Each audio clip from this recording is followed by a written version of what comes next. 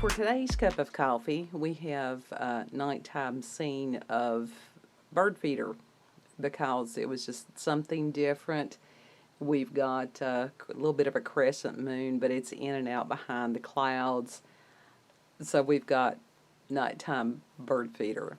And at around sundown, we celebrated Shavuot, which is Pentecost, because I'm one of these. I think everybody else just kind of humors me. I've done they call it Hebrew roots. I've heard it called first century believers. It is that extension of Judaism, which Christianity it was supposed to be. So it was a matter of remembering and celebrating as far as when the Holy Spirit fell on the apostles and stuff and what they could do in the miracles. And that's an important thing for me to remember. I think it's an important thing for any of us to remember. That is one of God's appointed times. If you're interested in knowing any of this stuff, let me know. And I can give you some links to some folks that can help you out with that. And so it went down to Mom's. Now, Mom's house has been the source of a lot of paranormal stuff since my birth. And so I've got youngest kid here, and he had an experience tonight. All it was apparently Mom was going outside, but I thought she was going into like the office area, which used to be Mom's room when she was younger and all.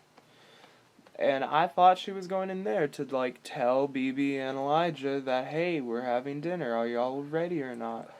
Because that's what it looked like. It looked like she was going in there. But apparently, when I went in there, all there was BB. And I saw Elijah go through. And I'm like, what? Why did he...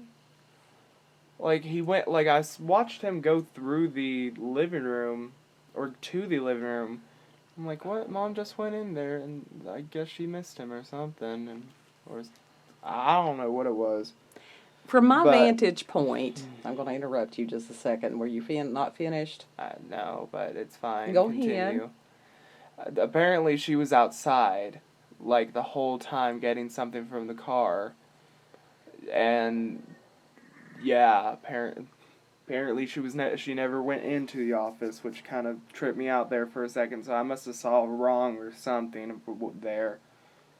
Now, like my vision tricking me. What kid is doing is what is very common, and I'll explain that in just a moment. From my vantage point, I had actually gone outside to smoke, and came back in, and kids like, you just went through the other way, and I'm like, no, I didn't. I didn't go into the other room. I went directly from the dining room outside to smoke. I just stepped in. And he looked very confused. He's like, I saw you go through, it's a pantry section into the office section. And I'm like, no. And then what he's trying to do is rationalize what he saw versus what he knows in the natural.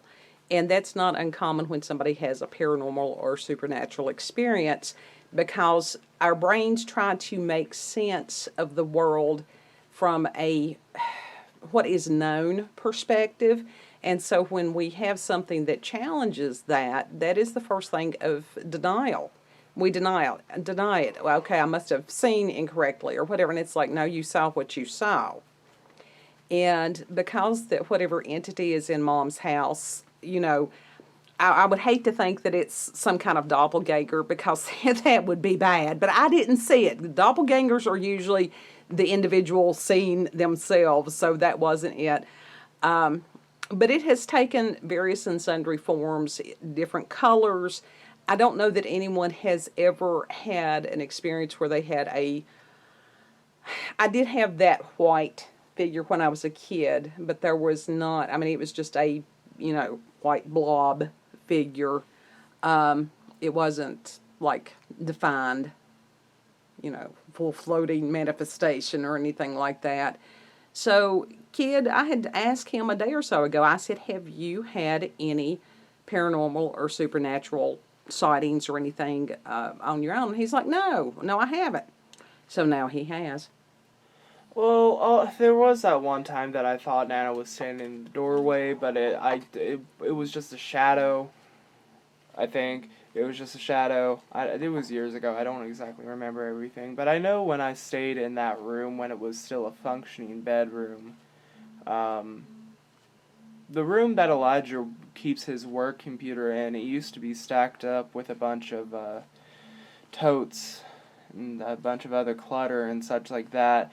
And I would always, like at night when I would have to stay down there, I always hated looking into that black part of the room. I always hated it. I think I got used to it or something, and it creeped me out. Well, there was a lot. Now, that room has been smudged a lot, but, that was where I would have a lot of paranormal encounters when I was a kid. There was actually the back part of that room was built onto later.